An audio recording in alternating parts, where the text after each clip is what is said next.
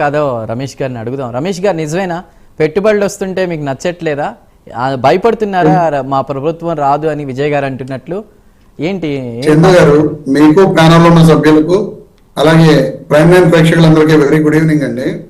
సరే, ఇప్పుడు విజయ్ కిరణ్ గారు ఏదో ఒకటి మాట్లాడాలి కాబట్టి తప్పదు, పార్టీ తరఫున ఆయన ఏదో మాట్లాడుతూ డిఫెండ్ చేసుకుంటున్నారు, తప్పదు ఆయనకి. గూగుల్ డేటా సెంటర్ మూలంగా ఇప్పుడు ఆ డేటా సెంటర్ వస్తే దాని మంచిదే తీసుకురండి అని చెప్పి వైఎస్ఆర్ కాంగ్రెస్ పార్టీ ఆహ్వానిస్తుంది తప్ప దాని మూలంగా వచ్చే ఉద్యోగాలు కేవలం 200 ఉద్యోగాలు మాత్రమే. ఎందుకంటే క్లియర్గా వీళ్ళ SIPB అంటే స్టేట్ ఇన్వెస్ట్మెంట్స్ ప్రమోషన్ బోర్డులోనే ఆ సంస్థ యొక్క అప్రూవల్ పొందేటప్పుడు కేవలం 200 ఉద్యోగాలు మాత్రమే వస్తాయని చెప్పి ఆ బోర్డులో అప్రూవల్ జరిగింది. ప్లస్ మన డైరెక్ట్గా క్యాబినెట్ మీటింగ్లో అప్రూవల్ జరిగింది. వీళ్ళ గెజిట్ పత్రికలన్నీ కూడా రాసినాయి. మేము మాట్లాడేది ఏంటంటే, మీరు కేవలం ఒక గూగుల్ డేటా సెంటర్ పెట్టేసి దాంతో ఏదో ఇన్ని లక్షల కోట్ల పెట్టుబడి తీసుకొస్తున్నాం, 200 ఉద్యోగాలు మాత్రమే కాదు, దానితో పాటు గతంలో మేము, ఎందుకంటే మొన్నటిదాకా మేము అనుకున్నది ఏంటంటే కేవలం గూగుల్ వాళ్ళు మాత్రం వచ్చి ఇక్కడ పెట్టుబడి పెడుతున్నారని మనం అనుకుంటున్నాం.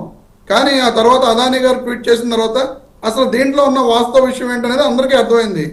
గూగుల్తో పాటు అదానీ గారు కూడా అందులో ఉన్నారు.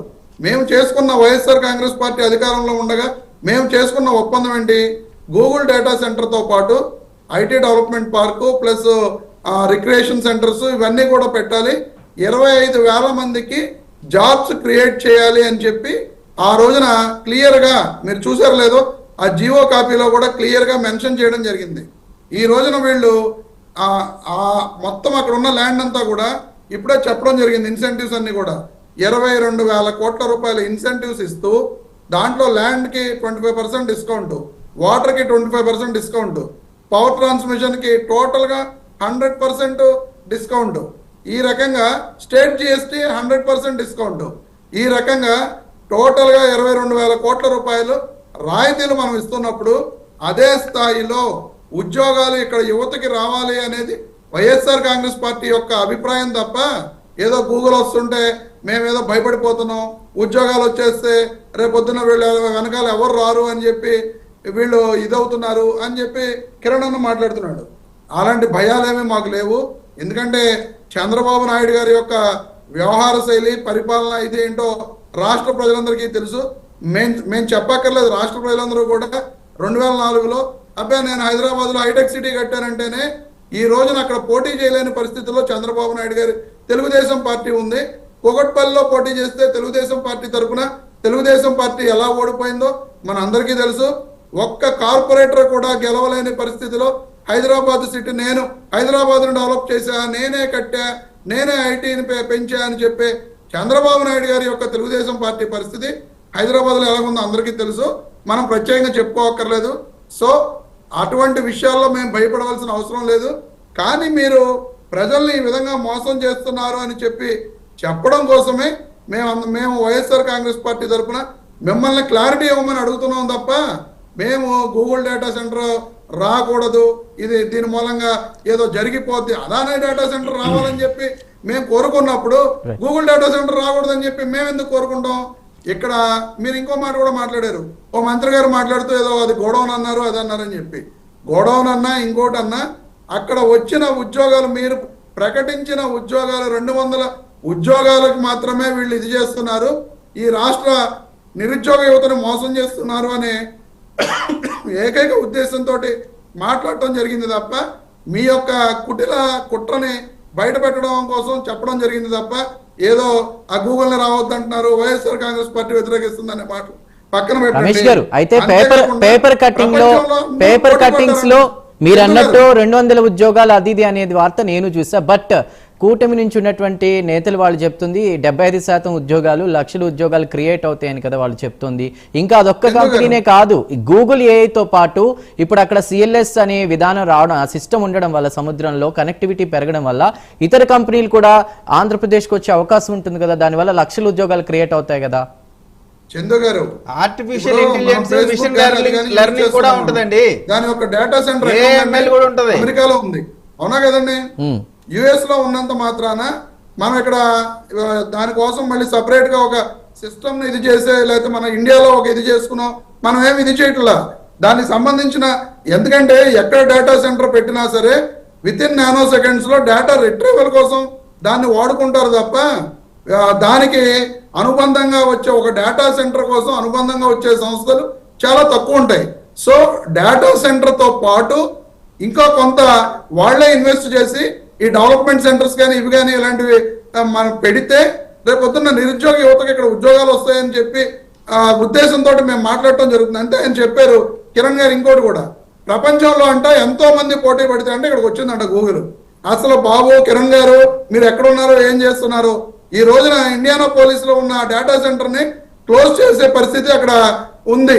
మీకు నెదర్లాండ్స్ కానీ మిగతా దేశాల్లో రకరకాల దేశాల్లో మాకు అసలు డేటా సెంటర్స్ వద్దు, మాకు పెట్టొద్దు అని చెప్పి వాళ్ళందరూ తరిమేస్తున్న పరిస్థితులు. స్టిల్ ఈ రోజు యుఎస్ఏలో కూడా ట్రంప్ కూడా ఎక్కడ కూడా డేటా సెంటర్స్ కోసం పర్మిషన్ ఇవ్వని పరిస్థితులు, వాళ్ళు అక్కడ అందరూ కూడా ఉద్యమాలు చేస్తున్న పరిస్థితులు. ఈ రకంగానే ఈ డేటా సెంటర్స్ పెడితే ఏదో బ్రహ్మాండం భద్రైపోయి అద్భుతాలు జరుగుతాయి అని చెప్పి మీరు ప్రజల్ని మాయలో పెట్టి మోసం చేస్తున్నారు.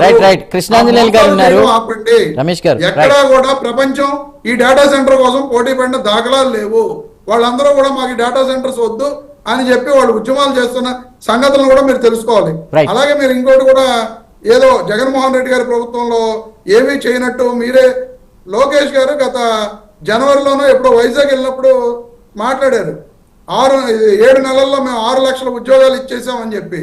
అదే వ్యక్తిని అసెంబ్లీలో వరద కళ్యాణి గారు, మా ఎమ్మెల్సీ గారు, ఎక్కడ ఇచ్చారు మీరు 6 లక్షల ఉద్యోగాలు క్లియర్ గా చెప్పండి మాకు, దాని యొక్క వివరాలు ఇవ్వండి అని అడిగితే అక్కడ గవర్నర్ గారి మెసేజ్ లో కూడా అలా మీరు దాన్ని మెన్షన్ చేస్తూ ఆయన చేత చెప్పించారు.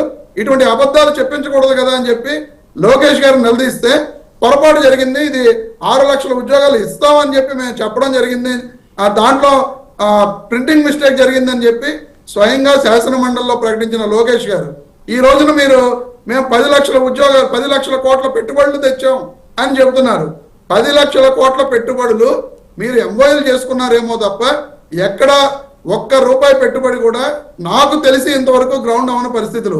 అదే జగన్మోహన్ రెడ్డి గారి ప్రభుత్వంలో అయితే 13,42,00,000 పెట్టుబడులు వస్తే వాస్తవ రూపంలోకి 3,02,00,000 పెట్టుబడులు వాస్తవ రూపంలోకి వస్తే ప్రారంభమైనవి అంటే గ్రౌండ్ అయిపోయిన పెట్టుబడుల గురించి చెప్తున్నాను నేను.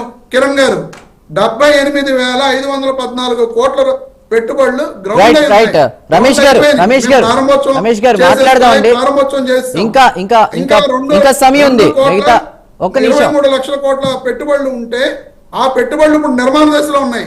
వాటిల్నే మీరు తెచ్చినట్టుగా కలరింగ్ ఇచ్చుకుంటూ మీరు మొన్న ప్రారంభించారు. చూసాం కదా, కొన్ని చోట్ల నారా లోకేష్ గారు, కొన్ని చోట్ల చంద్రబాబు నాయుడు గారు వెళ్ళి ఏదో వాళ్ళు తెచ్చినట్లుగా పెట్టుబడుల్ని ప్రారంభోత్సవాలు చేశారు. కొన్ని పెట్టుబడుల్ని ఈ రోజు ఓకే అండి, అది పక్కన పెడదాం. సంవత్సరాల కాలంలో కూటమి ప్రభుత్వం ఏదో ఒకటి చేస్తుంది, అది ప్రజలు గమనిస్తున్నారు. ఒకవేళ చేయలేదనేది కూడా వాళ్ళు గమనిస్తున్నారు. గత 5 సంవత్సరాల్లో వైఎస్ఆర్సీపీ ఎన్ని ఉద్యోగాలు కల్పించింది? గత 5 సంవత్సరాల కాలంలో వైఎస్ఆర్ కాంగ్రెస్ పార్టీ గత 5 సంవత్సరాలలో 6,46,087 ఉద్యోగాల్ని క్లియర్ కట్ గా 5 సంవత్సరాల్లో కల్పించింది.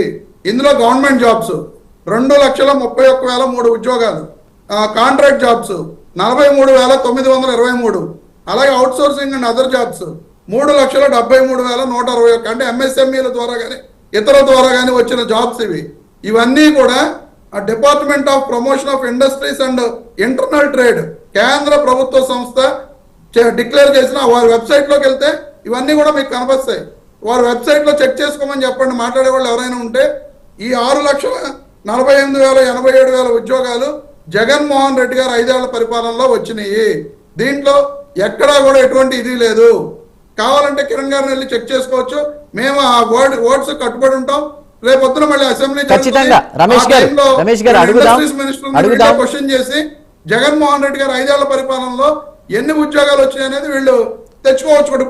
ఆధారాలు అవన్నీ మీరు చెప్పారు కాబట్టి ఖచ్చితంగా విజయ్ గారిని అడుగుదాం. రైట్, ప్రస్తుతం కృష్ణాంజనేయులు గారితో మాట్లాడదాం. విజయ్ గారు ఆ డేటా అంతేదో చెప్తా 6 లక్షల ఉద్యోగాలని, దానికి సంబంధించి అడగబోతాను. అదేవిధంగా